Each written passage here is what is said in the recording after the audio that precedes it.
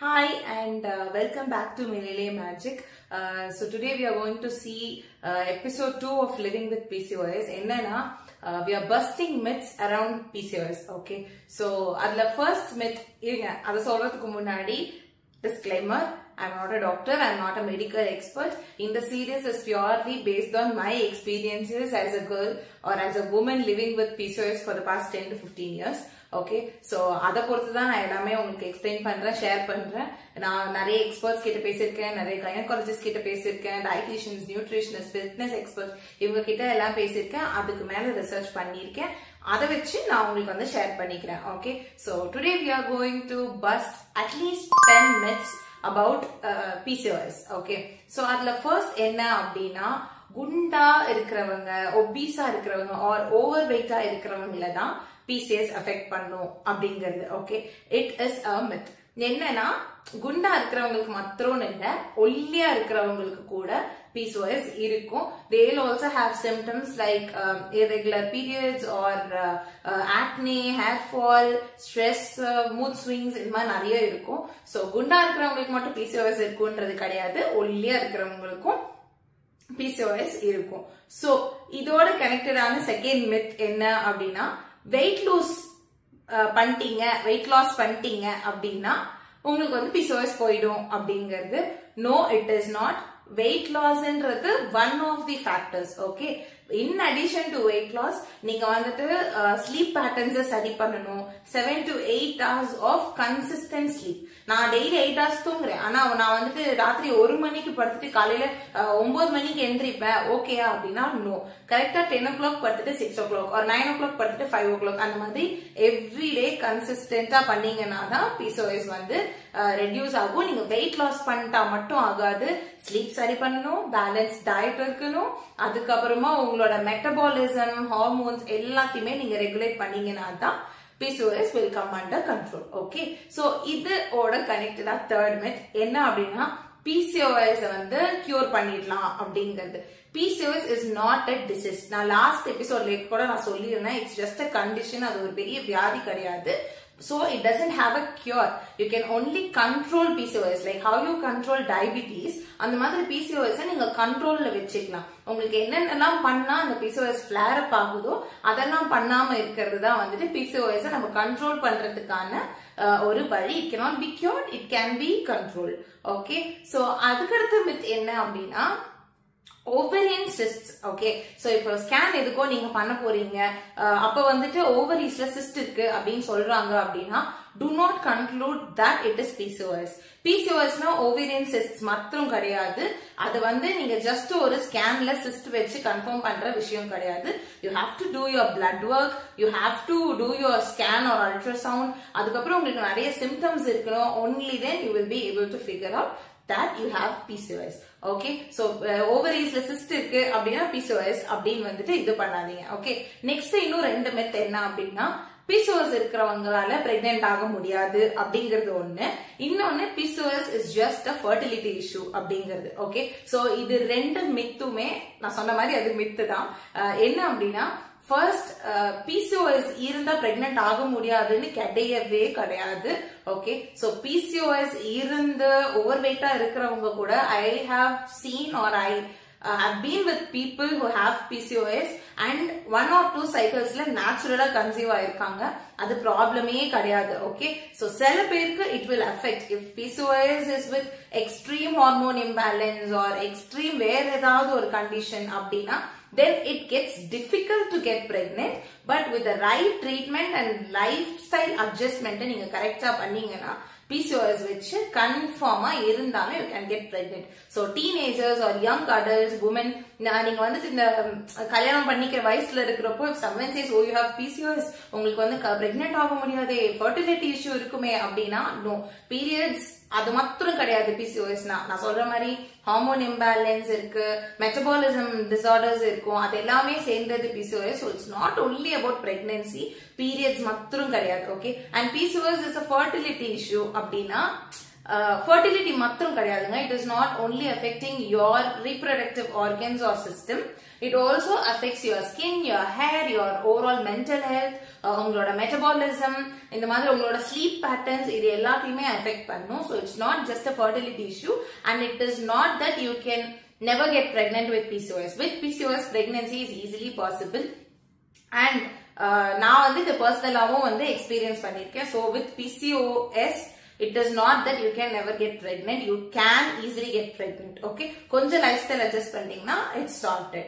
அடுத்த ரெண்டு மித் என்ன அப்படின்னா, irregular periods இருக்கா அப்போ அது PCOS அப்படிங்கறதும், ரெகுலரா பீரியட்ஸ் வருதா அப்போ அது PCOS இல்ல அப்படிங்கறதும் மித்து தான். ஓகே, சோ irregular periods இருந்தாலே PCOS னு அர்த்தம் கிடையாது. ஓகே, சோ irregular periods இருந்ததுன்னா it could be because of your stress, உங்களோட sleep pattern, or you are anxious about something, இல்லனா extreme crash diet பண்றீங்க அப்படின்னா that could also affect.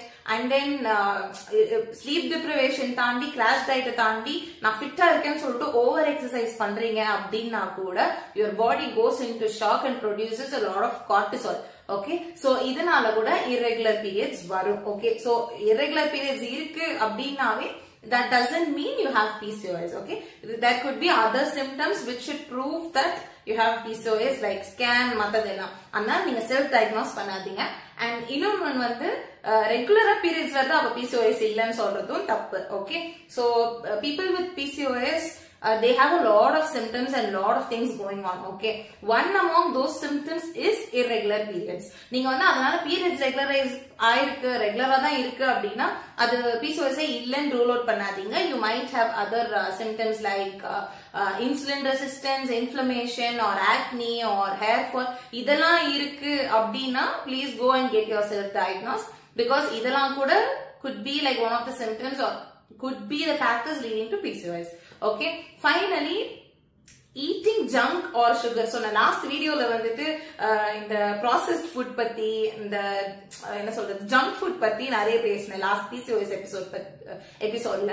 So அத பார்த்துட்டு வந்து நிறைய பேர் எங்கிட்ட நானும் அவ்வளவு ஜங்கே சாப்பிடலையே, எனக்கு PCOS இருக்கே அப்படின்னு சொல்றாங்க, ஆர் எனக்கு தெரிஞ்சவங்களுக்கு PCOS இருக்கே அப்படின்னு சொல்றாங்க.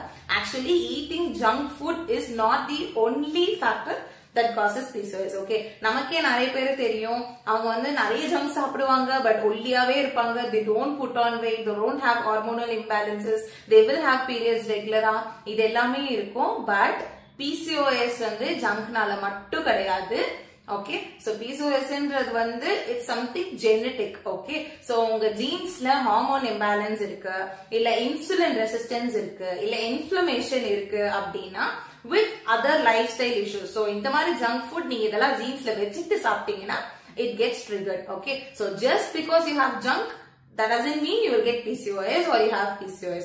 So இந்த lifestyle problems இருக்கு, நீங்க ஜங்கும் சாப்பிடுறீங்க, உங்களுக்கு ஜீன்ஸ்லயும் PCOS வரதுக்கான ஸ்கோப் அதிகமா இருக்கு அப்படின்னா then obviously you will have PCOS, not just junk சாப்பிடுறதுனால எதுவும் வரதில்ல.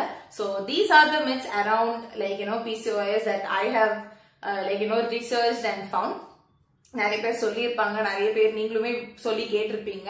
சோ இதெல்லாம் some of the myths that I see commonly. people வந்து எங்கிட்டே வந்து சொல்லுவாங்க, உங்களுக்கு பீரியட்ஸ் ரெகுலரா வருதா அப்போ உங்களுக்கு PCOS எல்லாம் இருக்காதுங்க, உங்களுக்கு irregular-ஆ இருக்கா அப்பனா உங்களுக்கு PCOS இருக்குங்க, நீங்க ஜங்க் சாப்பிடாதீங்க. see, as a personal experience நான் சொல்லணும்னா, it's been ages since I've had junk on a regular basis. Okay, நான் வந்து normal white sugar, white rice கூட it has been a rare phenomenon. அப்படி இருந்தும் எனக்கு இருக்குதா, ஏன் இருக்கு? So think about it. நான் எவ்வளவோ டயட் பண்றேன் எனக்கு போக மாட்டேங்குது அப்படின்னு சொல்றவங்களுக்கு எல்லாம் ஏன் இன்னும் இருக்கு? So it is not only about food, junk அதெல்லாம். Okay, அதனால PCOS is a condition that you can cure. நான் PCOS கூட ரிலேட்டடா சொன்னேன் இல்லையா? So insulin resistance இருக்கட்டும், inflammation இருக்கட்டும், then mood swings சொன்னேன், stress சொன்னேன், sleep disorder சொன்னேன், இது எல்லாமே இருக்கு அப்படின்னா தயவு செஞ்சு டாக்டர் கிட்ட போய் diagnose yourself.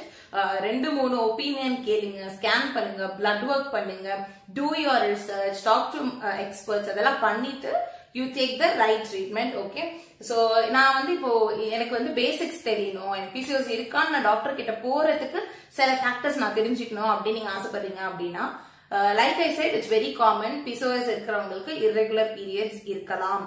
Okay, so and irregular periods உங்களுக்கு இருக்குன்னா could be like you are in stress or like thyroid மாதிரி வேற ஏதாவது hormonal issues இருக்கலாம் or PCOS இருக்கலாம். So irregular periods இருக்கு அப்படின்னா if you are a young adult, like you know you've crossed your teens or like உங்க late teensல நீங்க இருக்கீங்க அப்படின்னா please go get yourself diagnosed. அதுக்கப்புறம் இன்சுலின் ரெசிஸ்டன்ஸ் நான் சொன்னேன் இல்லையா, இன்சுலின் ரெசிஸ்டன்ஸ் என்ன அப்படின்னா உங்களோட பிளட் சுகர் லெவல் ஸ்பைக் ஆகுது. ஓகே, இப்போ நீங்க சாப்பிட்டதுக்கு அப்புறம் சுகர் கிரேவிங்ஸ் வருது, சாப்பிட்ட உடனே தூக்கம் வருது, இல்ல படுத்தா வந்து டிஸ்டர்ப்ட் ஸ்லீப் இருக்கு, இந்த மாதிரி உங்களுக்கு இருக்கு, இல்ல சாப்பிட்ட உடனே ஃபெட்டிக் வருது, ரொம்ப டயர்டாவே இருக்கு அப்படின்னா it means you might have insulin resistance. And one other factor as to how you can identify insulin resistance is நிறைய பேருக்கு இந்த நைக்ரிகன்ஸ், அகாந்தோசிஸ் நைக்ரிகன்ஸ் அப்படின்னு சொல்லுவாங்க.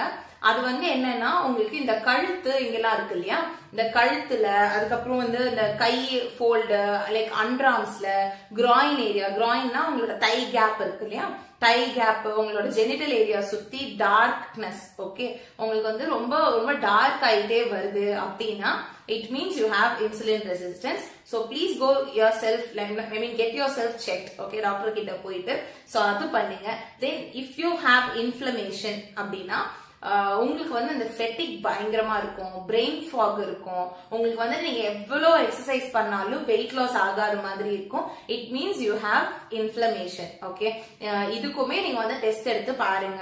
இப்போ இன்சுலின் ரெசிஸ்டன்ஸ்க்கு நீங்க டெஸ்ட் பண்ணோம்னா now everybody is familiar, HbA1c test இருக்கு, பிளட் டெஸ்ட். சோ அது 3 monthsக்கான ஹிஸ்டரி உங்களுக்கு கொடுக்கும். இன்னைக்கு நீங்க பிளட் டெஸ்ட் எடுக்கிறீங்கன்னா இந்த ஃபாஸ்டிங் சுகர் மாதிரி, ஃபாஸ்டிங் இன்சுலின் மாதிரி காலையில டெஸ்ட் எடுத்துட்டு 3-4 நாள் கண்டினியூஸா சாப்பிட்டா அதனால சுகர் ஜாஸ்தி ஆயிடுச்சுன்னா சொல்ல முடியாது. 3 monthsக்கான டேட்டாவுமே உங்களுக்கு HbA1c எடுத்து கொடுத்துரும். ஓகே, செகண்ட்லி இன்ஃப்ளமேஷன் வந்து there are 2 tests. Okay, CRP அப்படின்னு சொல்ற C reactive protein and then ESR அப்படின்னு சொல்ற erythrocyte sedimentation rate. இந்த ரெண்டு டெஸ்ட்டுமே பண்ணுவாங்க இன்ஃப்ளமேஷன் இருக்கான்னு கண்டுபிடிக்கிறதுக்கு.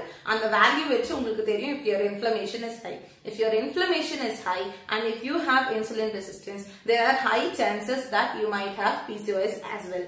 Okay, so இது ரெண்டும் நீங்க டெஸ்ட் எடுத்து பாருங்க.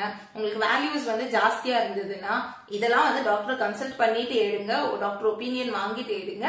அண்ட் தென் நீங்க வந்துட்டு இந்த பிளட் டெஸ்ட் வச்சுட்டு உங்களுக்கான ஆன்டி இன்ஃப்ளமேட்டரி டயட், அதுக்கப்புறமா வந்துட்டு உங்களுக்கு இந்த இன்சுலின் ஸ்பைக் ஆகாத டயட் அதெல்லாம் வந்து எடுத்துக்கோங்க. ஆன்டி இன்ஃப்ளமேட்டரி ப்ராப்பர்ட்டிஸ் இருக்கிற நிறைய இன்கிரீடியன்ஸ் வச்சு நானே நிறைய ரெசிபிஸ் போட்டிருக்கேன். லீஃபி கிரீன்ஸா இருக்கட்டும், டர்மரிக். ஓகே, டர்மரிக் மாதிரி ஒரு ஆன்டி இன்ஃப்ளமேட்டரி இன்கிரீடியன்ட் வேற எதுவுமே கிடையாது. டர்மரிக், ஜிஞ்சர், குக்கம்பர், அப்புறம் வந்து கிரீன் லீஃபி வெஜிடபிள்ஸ், இதெல்லாம் ஹைலி ஆன்டி இன்ஃப்ளமேட்டரி. நிறைய தண்ணி குடிக்கணும்.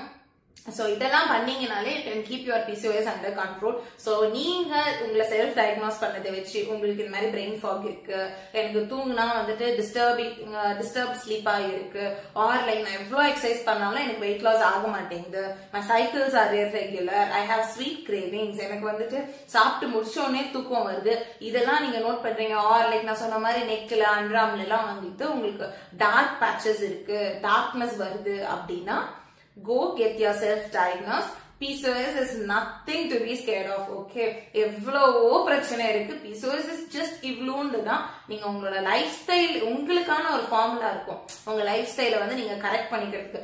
அந்த ஃபார்முலாவை நீங்க கண்டுபிடிச்சு if you start practicing it consistently throughout your life, you will always stay away from PCOS. எனக்கு தெரிஞ்ச நிறைய பேரு PCOS வச்சுக்கிட்டே ரொம்ப கம்ஃபர்டபிளான பீஸ்ஃபுல்லான லைஃப் லீட் பண்ணிட்டு இருக்காங்க.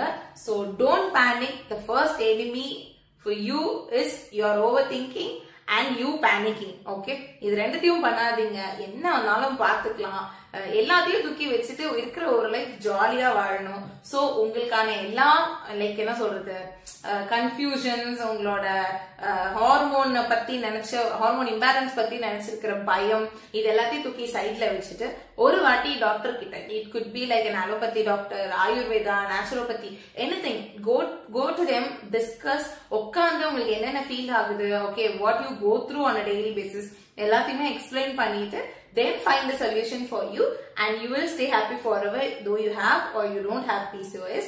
So stay tuned for more such updates on PCOS and how to tackle and deal with PCOS. and be happy.